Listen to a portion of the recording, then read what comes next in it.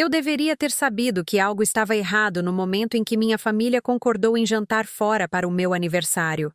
Em 52 anos de vida, posso contar nos dedos de uma mão as vezes que eles se esforçaram para celebrar alguma coisa relacionada a mim. Estava sentada na mesa do Romanos, um restaurante italiano que eu havia escolhido. Uma pequena vitória, já que normalmente Sara decidia tudo. Meus pais estavam do lado oposto da mesa. Minha mãe ajeitando o guardanapo no colo com aquela precisão que sempre me fazia sentir inadequada. Meu pai verificando o telefone como se estivesse esperando algo mais importante do que o aniversário da própria filha. Sara chegou 15 minutos atrasada, como sempre. Ela nunca chegava na hora. Mas de alguma forma isso era considerado charmoso pela família, não desrespeitoso. Seus cabelos loiros estavam perfeitamente arrumados, mesmo com o vento lá fora. E ela usava um vestido que custava mais do que meu salário de uma semana. Desculpa, pessoal, ela disse beijando minha mãe na bochecha antes de se sentar ao meu lado. O trânsito estava impossível. Mentira. Sara morava a 10 minutos dali, e eu tinha visto seu carro no estacionamento quando cheguei. Ela simplesmente não conseguia deixar que eu tivesse um momento só meu, nem mesmo no meu próprio aniversário. Não tem problema, querida, disse minha mãe, sorrindo para Sara de um jeito que nunca sorria para mim. Acabamos de chegar também. Outra mentira. Estávamos ali havia 20 minutos. Pedi um vinho tinto, algo que raramente me permitia porque Sara sempre fazia algum comentário sobre eu estar bebendo demais ou na hora errada. Mas era meu aniversário, droga. Se não podia beber no meu próprio aniversário, quando poderia? A conversa fluiu como sempre fluía quando estávamos juntos. Meus pais perguntavam sobre a vida de Sara, sobre seu novo apartamento, que eles ajudaram a pagar, sobre suas viagens, que eles financiaram, sobre seus planos, que eles apoiavam incondicionalmente. Eu estava ali, mas era como se fosse invisível. E você, linda? Meu pai finalmente perguntou, quase como uma obrigação. Como vão as coisas no trabalho? Antes que eu pudesse responder, Sara interrompeu. Ah, pai, você precisa ver as fotos da minha viagem para Napa. Foi absolutamente divino. E pronto. Meu momento havia passado. Fiquei olhando para o meu copo de vinho, sentindo aquela familiar sensação de aperto no peito. Era sempre assim. Sempre tinha sido assim. Sara falava, eles escutavam. Eu tentava falar, era interrompida ou ignorada. A garçonete trouxe nossos pratos, uma moça jovem com cabelos castanhos presos em um rabo de cavalo. Ela parecia nervosa. Continuava olhando para a nossa mesa de um jeito estranho. Quando se inclinou para servir minha salada, ela sussurrou tão baixo que quase não escutei. Não beba isso. Pisquei, confusa.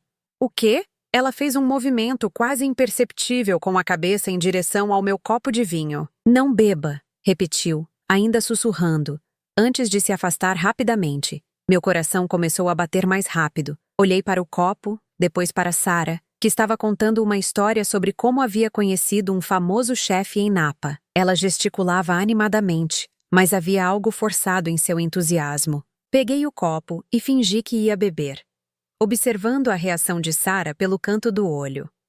Vi um flash de algo. Expectativa? Cruzar seu rosto antes de ela voltar a prestar atenção na conversa. Senti um frio na barriga. Levantei e disse que ia ao banheiro. Sara mal registrou. Continuou falando sobre vinícolas e degustações. No banheiro, derramei o vinho na pia e enxaguei o copo com água. Quando voltei para a mesa, coloquei o copo vazio no lugar e disse que tinha terminado a bebida. Nossa, que rápido! Sara comentou. E havia definitivamente decepção em sua voz. O resto do jantar passou em câmera lenta. Eu observava cada movimento de Sara, cada palavra, cada olhar. Havia algo errado, muito errado. A garçonete passou pela nossa mesa mais algumas vezes, sempre me olhando com uma expressão preocupada. Quando fomos embora, Sara insistiu em me dar um abraço demorado. Feliz aniversário, irmãzinha, ela disse. Mas suas palavras soaram ocas. Espero que tenha gostado da festa. A maneira como ela disse festa me deu arrepios. No estacionamento, a garçonete me alcançou. Ela olhou ao redor para ter certeza de que estávamos sozinhas antes de falar. Desculpa me intrometer.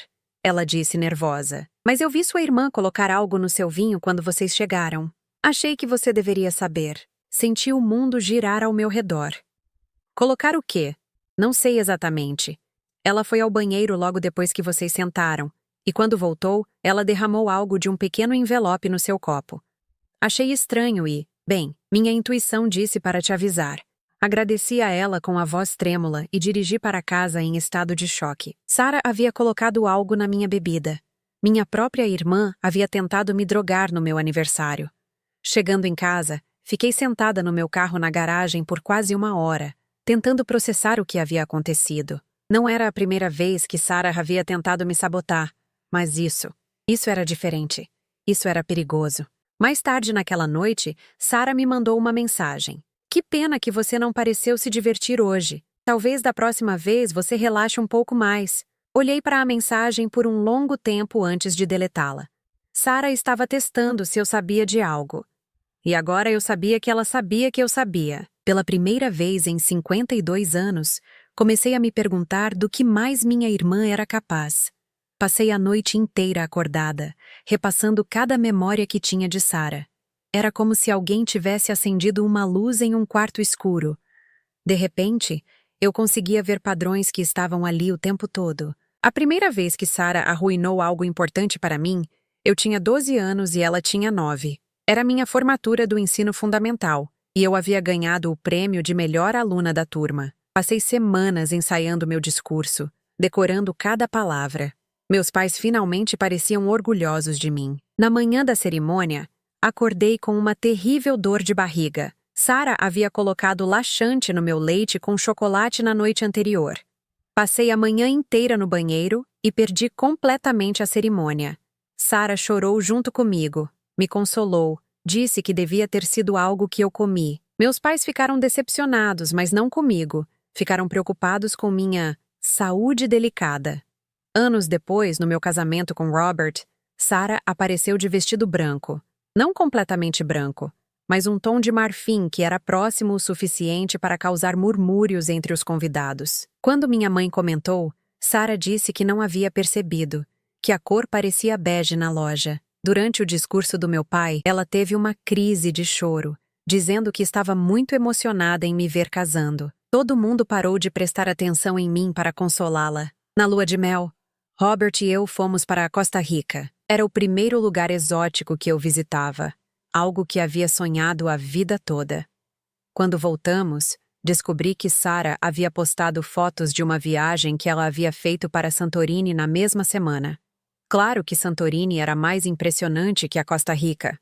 As pessoas comentavam nas fotos dela, esquecendo completamente da minha lua de mel. Quando Robert e eu nos divorciamos 5 anos depois, Sarah foi a primeira a me consolar. Ela apareceu na minha casa com sorvete e lenços.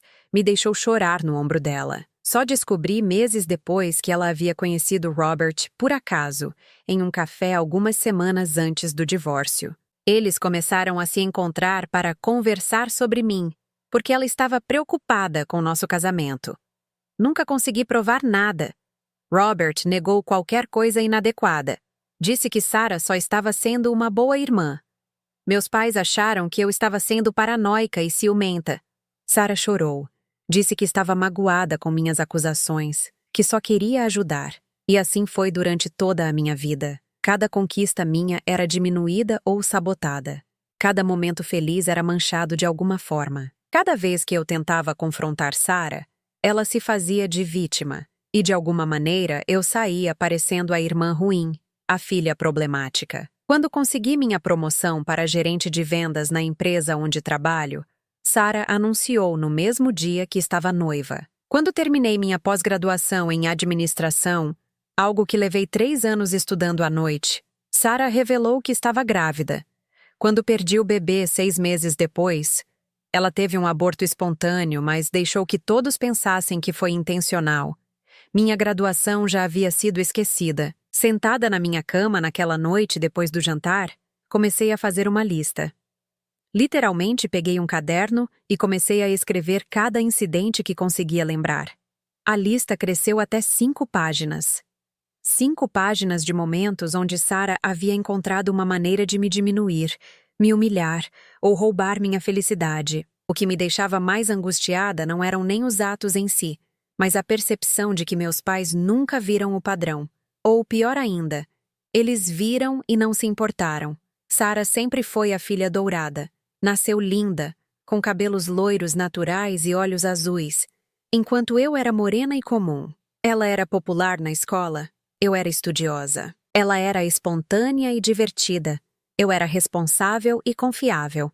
Quando ela se metia em problemas, e se metia constantemente, era vista como uma fase, algo normal. Quando eu cometia o menor erro, era uma decepção. Lembrei de uma conversa que ouvi por acaso quando tinha 16 anos. Minha mãe estava falando com minha tia no telefone sobre nós duas.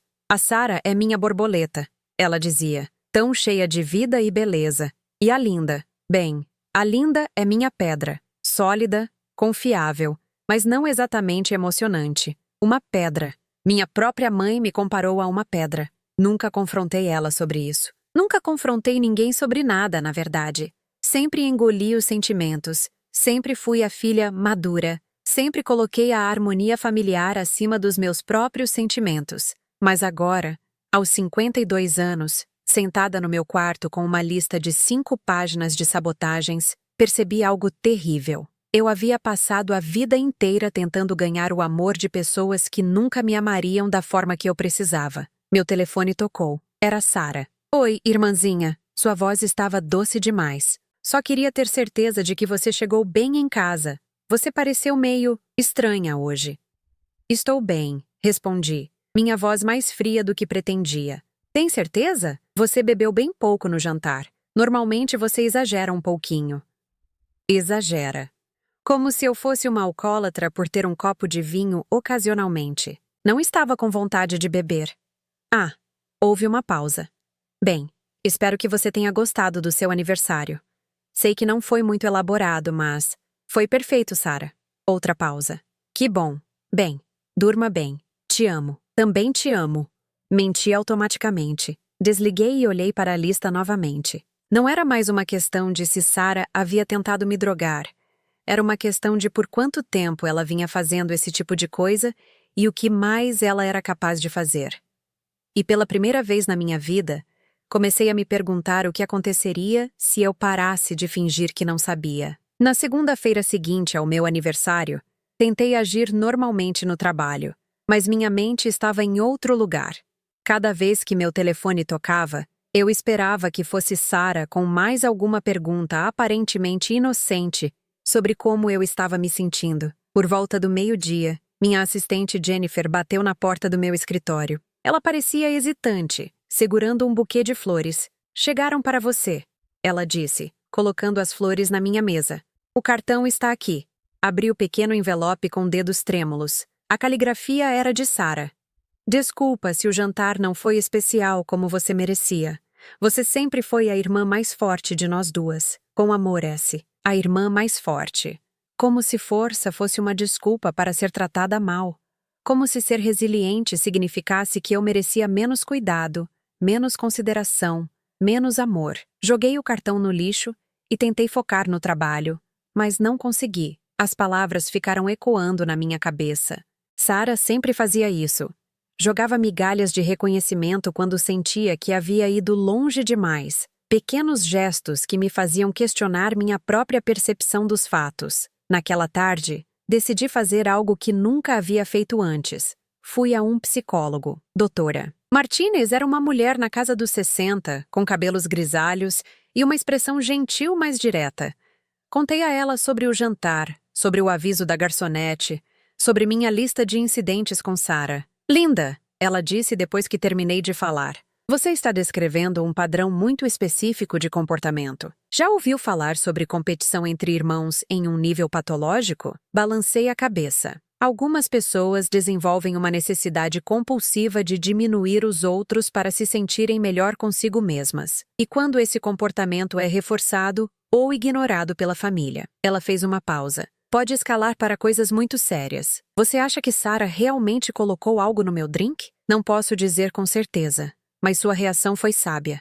E o fato de uma pessoa estranha ter se sentido compelida a te avisar. Isso diz muito. Saí da consulta sentindo-me validada, mas também profundamente triste. Aos 52 anos, eu estava descobrindo que minha vida inteira havia sido uma mentira, que a pessoa em quem eu havia confiado mais que qualquer outra tinha passado décadas me sabotando. Naquela noite, Sarah apareceu na minha casa sem avisar. Ela fazia isso às vezes, especialmente quando sentia que eu estava me distanciando. "Oi, você parece cansada", ela disse, se convidando para entrar.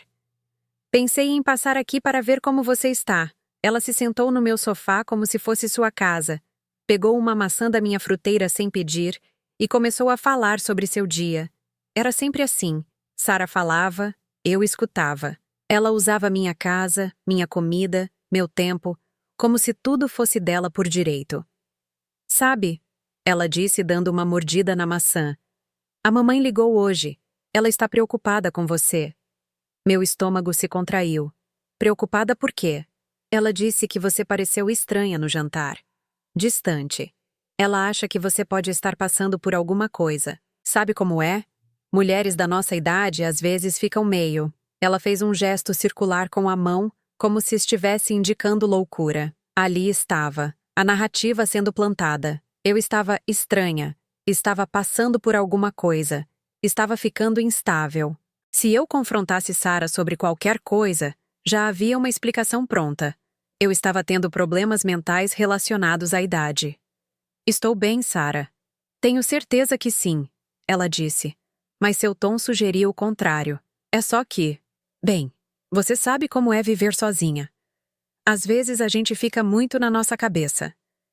Viver sozinha, como se isso fosse uma falha pessoal, uma inadequação, como se o fato de eu não ter me casado novamente depois do Robert fosse prova de que havia algo errado comigo. "Estava pensando", Sarah continuou, "que talvez você devesse voltar a sair mais, conhecer pessoas. Você passou tanto tempo focada no trabalho que se esqueceu de ter uma vida pessoal." Era rico vindo de uma pessoa que nunca havia trabalhado um dia sério na vida, que vivia da mesada dos pais e dos presentes de vários admiradores que ela colecionava. "Minha vida está boa como está." Sarah suspirou dramaticamente. "Linda, você tem 52 anos. Não pode ficar esperando que a vida perfeita apareça na sua porta. Às vezes a gente tem que baixar os padrões um pouco." Baixar os padrões. Como se querer respeito básico fosse pedir demais. Depois que ela foi embora, liguei para minha mãe. Precisava testar se Sarah estava mesmo plantando sementes de dúvida sobre minha estabilidade mental. "Mãe, a Sarah disse que você está preocupada comigo." "Ah, querida." A voz da minha mãe tinha aquele tom condescendente que eu conhecia bem. "É que você pareceu tão tensa no jantar." A Sarah notou também. "Ela está preocupada que você esteja se isolando demais." "Eu não estou me isolando. Só estou vivendo minha vida." Eu sei. Mas às vezes, querida, quando passamos muito tempo sozinhas, perdemos um pouco da perspectiva. Talvez você devesse considerar conversar com alguém. Um profissional. A ironia era que eu já estava conversando com um profissional, mas não pelo motivo que elas imaginavam. "Mãe, você acha que eu estou bem mentalmente?" Uma pausa longa demais. "Claro que sim, querida. É só que... Bem, você sempre foi mais sensível que a Sarah. E com a idade. Como se 52 anos fosse o início da senilidade. Preciso ir, mãe. Linda, espera. Não fica chateada. Só queremos o melhor para você." Desliguei o telefone sentindo-me completamente sozinha. Elas já estavam construindo a narrativa. Se eu confrontasse Sarah, se eu acusasse ela de alguma coisa, eu seria a irmã mais velha e instável, a solteirona que estava ficando paranoica com a idade. Sentei no meu sofá e olhei ao redor da minha casa. Era uma casa bonita, que eu havia comprado com meu próprio dinheiro, decorado com meu próprio gosto. Era meu santuário, o único lugar onde eu podia ser eu mesma sem julgamentos. Mas mesmo ali, eu me sentia invadida. Sarah aparecia quando queria. Minha mãe ligava para questionar minhas escolhas, e eu sempre aceitava por quê. Porque eu ainda acreditava que eram família e que família vinha em primeiro lugar. Naquela noite, pela primeira vez em décadas, me permiti fazer uma pergunta que sempre havia me assustado. E se elas não me amassem de verdade? E se eu fosse apenas conveniente para elas? Alguém para fazer Sarah se sentir melhor sobre si mesma? Alguém para meus pais se sentirem responsáveis e importantes? A resposta veio mais rápida do que eu esperava. E foi mais dolorosa do que qualquer coisa que Sarah já havia feito comigo. Elas não me amavam. Pelo menos não da forma que importava. Eu era útil, era confiável, era a filha que nunca dava trabalho. Mas eu não era amada pelo que eu era. Eu era tolerada pelo que eu oferecia. E aos 52 anos, perceber isso foi como descobrir que sua vida inteira havia sido uma mentira bem contada. 2 semanas depois do meu aniversário, algo aconteceu que mudou tudo. Eu estava no supermercado quando ouvi uma voz familiar no corredor ao lado. Era Sarah, falando ao telefone. E pelo tom da conversa, ela não sabia que eu estava ali. Não, mãe. Ela não desconfiou de nada. Sarah estava dizendo. Acho que a garçonete era só uma funcionária paranoica. Linda bebeu menos que o normal. Mas isso não significa nada. Meu sangue gelou. Fiquei parada entre as prateleiras de cereais, segurando uma caixa de aveia como se fosse uma âncora. Era só um laxante, pelo amor de Deus. Não ia machucá-la. Só queria que ela passasse vergonha na frente daquela gente toda no restaurante. Você viu como ela estava se achando importante por estar fazendo aniversário? Minha mãe sabia. Minha própria mãe sabia que Sarah havia colocado algo na minha bebida e estava tratando como se fosse uma travessura inofensiva. Eu sei que você acha que às vezes eu exagero com ela, Sarah continuou. Mas você não entende. Linda sempre acha que é melhor que todo mundo só porque tem um emprego e uma casa. Alguém precisa lembrá-la de onde ela veio. Escutei passos se afastando e rapidamente escondi atrás de uma pilha de produtos. Sarah passou pelo corredor sem me ver, ainda falando ao telefone. De qualquer forma, funcionou. Ela ficou toda nervosa no jantar. Não relaxou nem por um segundo. E agora está agindo de forma estranha, igual a gente queria. Logo, logo o pessoal vai começar a se perguntar se ela não está precisando de ajuda. Quando Sarah saiu de vista, fiquei ali parada por vários minutos, tentando processar o que havia acabado de ouvir. Não era apenas Sarah. Era um plano. Um plano que incluía minha mãe. Elas queriam que eu parecesse instável, desequilibrada. Mas por quê? A resposta veio 3 dias depois, quando minha prima Rachel me ligou. Rachel morava em outro estado, e não falávamos há meses. Linda, preciso te contar uma coisa, ela disse, suando nervosa. Sua mãe ligou para a minha mãe ontem. Ela estava perguntando sobre opções de cuidado para você. Cuidado? Minha voz saiu mais alta que pretendia. Ela disse que você está agindo de forma estranha ultimamente, que talvez precise de supervisão. Perguntou sobre casas de repouso, sobre como funciona quando alguém não consegue mais cuidar de si mesmo. Senti como se o chão tivesse desaparecido debaixo dos meus pés. Rachel, eu estou perfeitamente bem. Trabalho, pago minhas contas, vivo minha vida normalmente. Eu sei. Por isso estou te ligando. Achei muito estranho. Sua mãe disse que Sarah está preocupada porque você está ficando paranoica, acusando a família de coisas que não fizeram. Paranoica. A palavra que elas queriam plantar na cabeça de todo mundo. Rachel, posso te fazer uma pergunta? Minha mãe mencionou alguma coisa sobre meu dinheiro? Minha casa? Houve uma pausa longa. Linda, você tem um testamento? A pergunta me atingiu como um soco. Por que você está perguntando isso? Porque sua mãe perguntou para a minha mãe se ela sabia quem herdaria suas coisas se algo acontecesse com você. Disse que estava preocupada porque você não tem filhos, não tem marido. Desliguei o telefone com as mãos tremendo. De repente, tudo fazia sentido. Sarah estava de volta para a casa dos pais. Oficialmente, temporariamente, depois do divórcio. Mas eu suspeitava que já fazia meses. Ela não tinha dinheiro próprio, não tinha trabalho. Não tinha nada. E eu tinha uma casa quitada, uma conta bancária saudável e um plano de aposentadoria robusto. Se eu fosse declarada mentalmente incapaz, quem cuidaria dos meus bens? A família mais próxima, meus pais. E quando eles morressem, quem herdaria tudo? Sarah, a filha dourada que sempre havia sido prioridade. Naquela noite, sentei no meu escritório em casa e comecei a investigar. Liguei para o banco, para meu plano de saúde, para todos os lugares onde Sarah poderia ter tentado obter informações sobre minha situação financeira.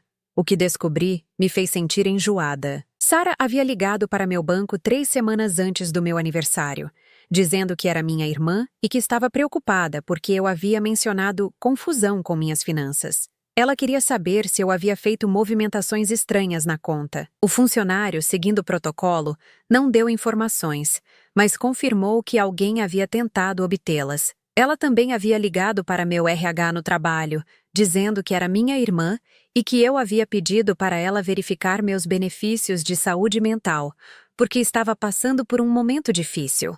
Novamente, eles não deram informações, mas ficaram preocupados o suficiente para mencionar casualmente para minha supervisora que minha família estava preocupada comigo. Sarah estava construindo um caso. Estava plantando sementes de dúvidas sobre minha capacidade mental em todos os lugares importantes da minha vida. E o mais assustador? Estava funcionando. Minha supervisora havia me perguntado na semana anterior se eu estava bem, se precisava de alguns dias de folga. Minha vizinha havia comentado que minha mãe havia passado lá perguntando se eu estava agindo normalmente. Elas estavam criando uma rede de evidências de que eu estava ficando instável. Na quinta-feira, decidi confrontar minha mãe diretamente.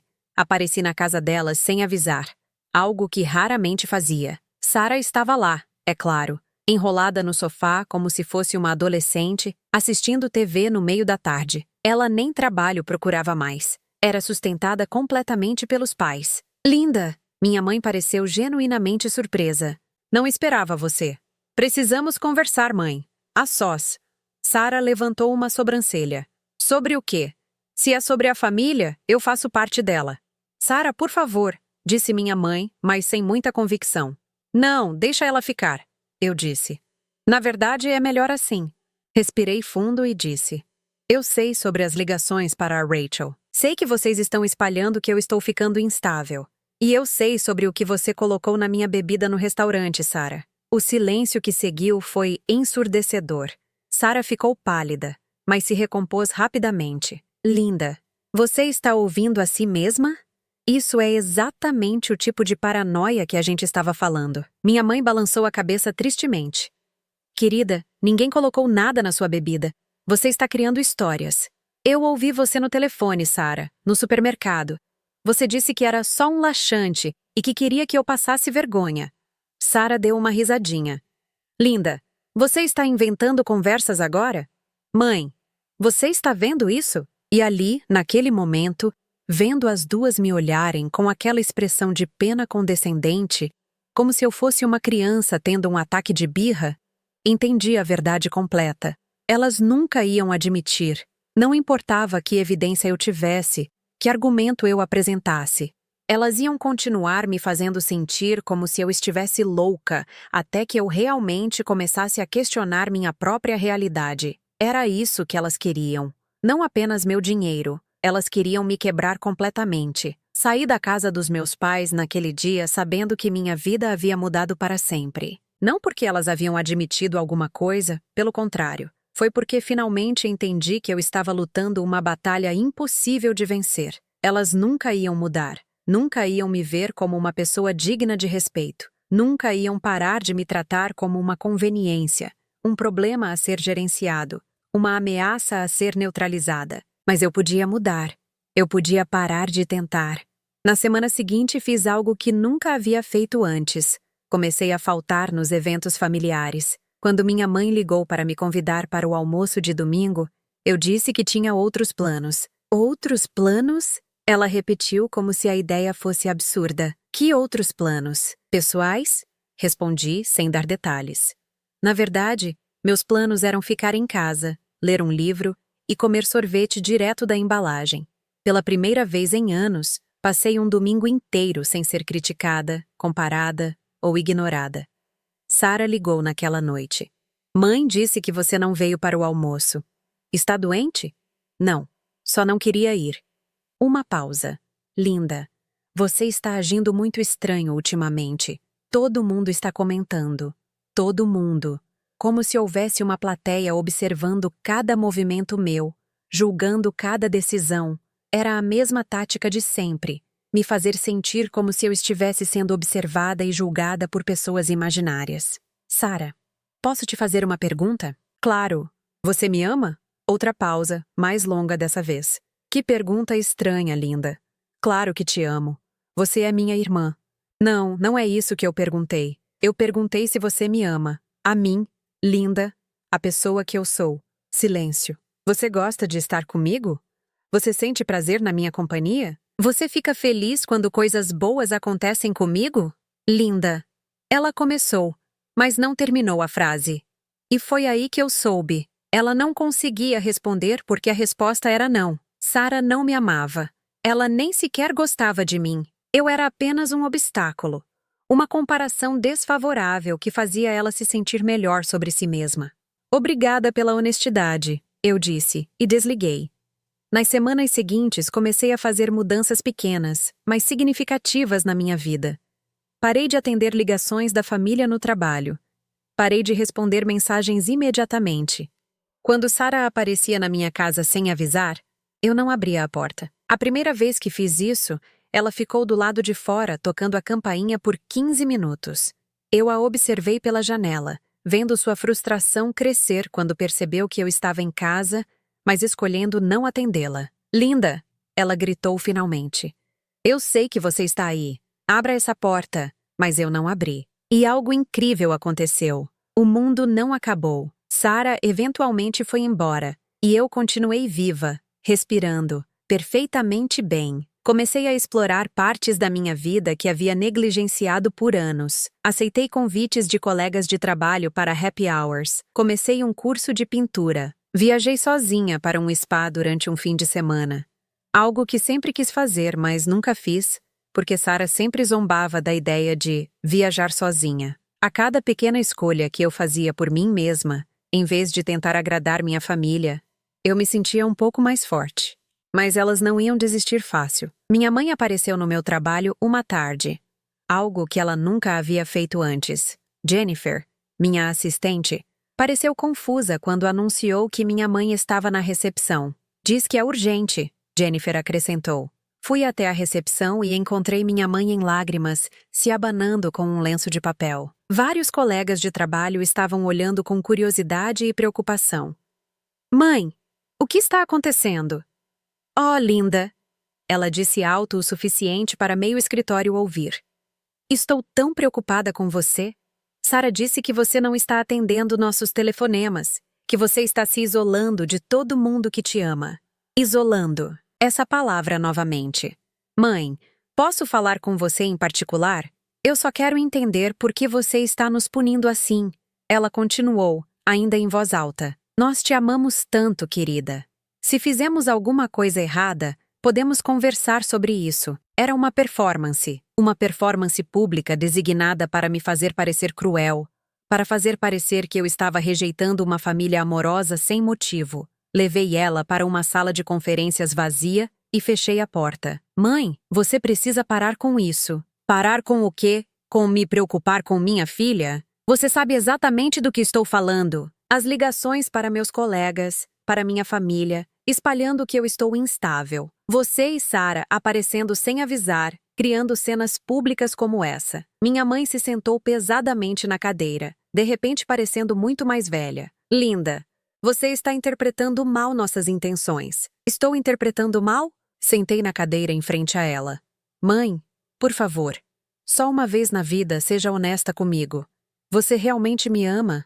Ela piscou, como se a pergunta a tivesse surpreendido. Ou eu sou apenas conveniente? A filha responsável que paga suas próprias contas, que nunca dá trabalho, que sempre coloca a família em primeiro lugar sem questionar? Linda, porque, veja bem, eu percebi algo nos últimos meses. Vocês só ligam quando precisam de alguma coisa. Sara só aparece quando está entediada ou quando quer usar alguma coisa minha. Você só se preocupa comigo quando eu começo a agir de forma independente. Minha mãe ficou em silêncio por um longo tempo. Quando finalmente falou, sua voz estava diferente, mais fria. Você sempre foi uma filha difícil, linda. Sempre muito sensível.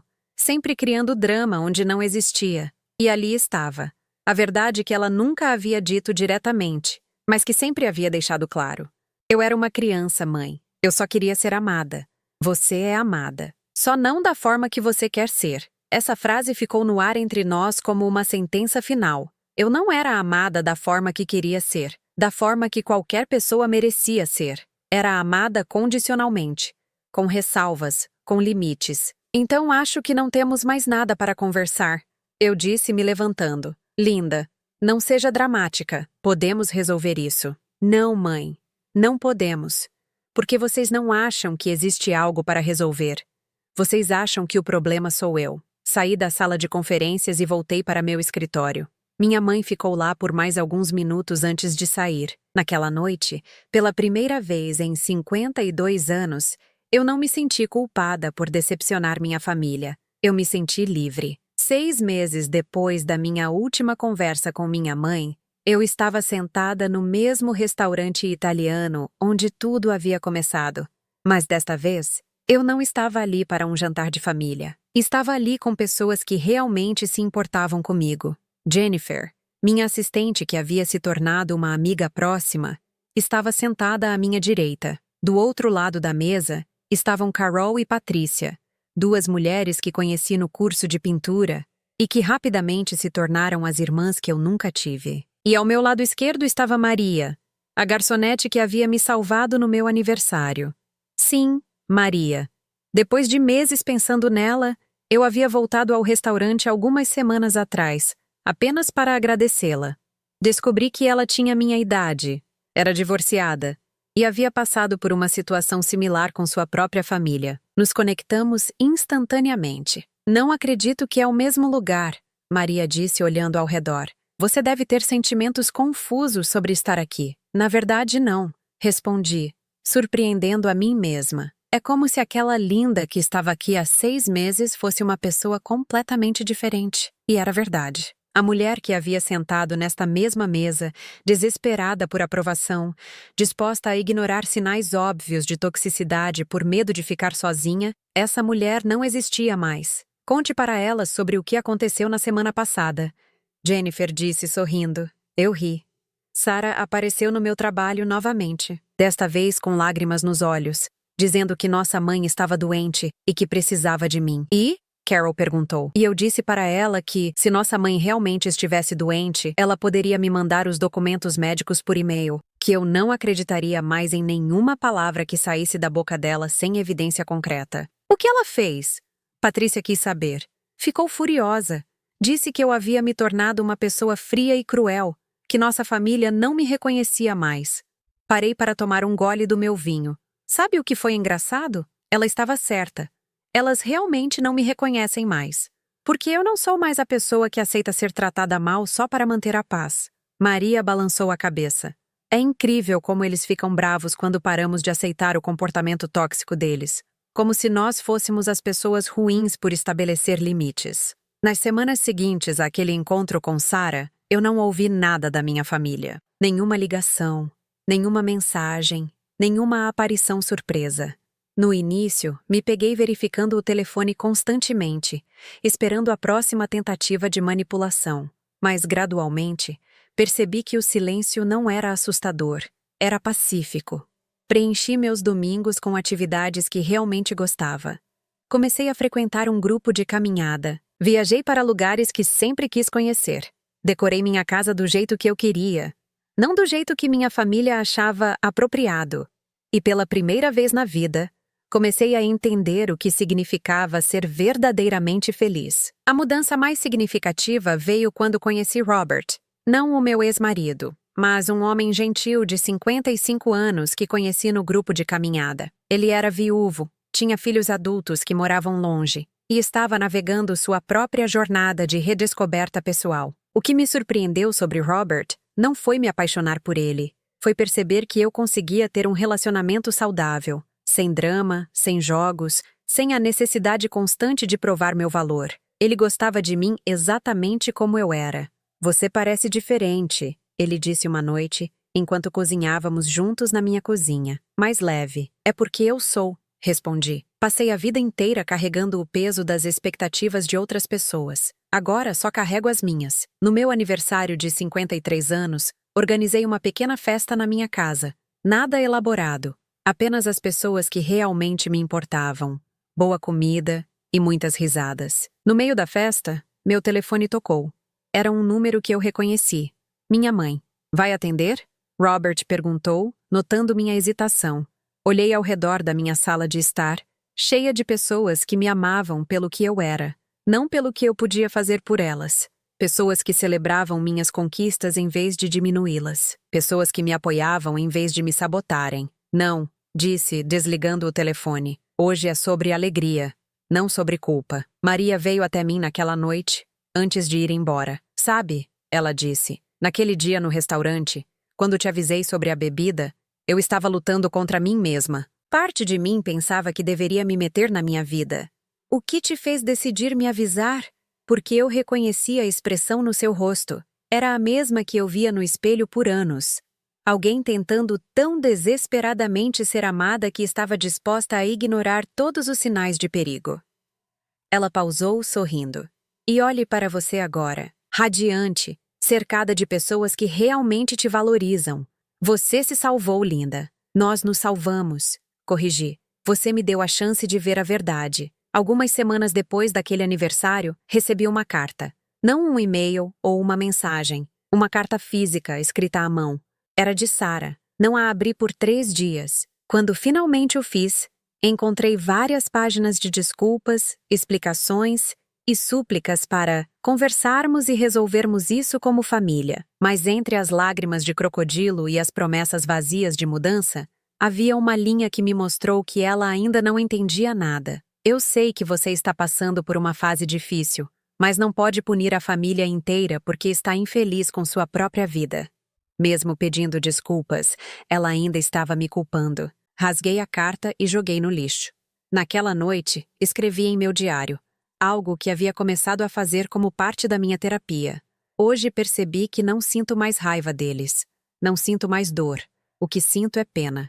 Pena de pessoas que são tão inseguras que precisam diminuir os outros para se sentirem melhor. E sinto gratidão. Gratidão por ter encontrado força para sair dessa dinâmica antes que ela me destruísse completamente. Agora, 1 ano após aquele jantar que mudou minha vida, tenho uma rotina que me traz paz. Acordo quando quero.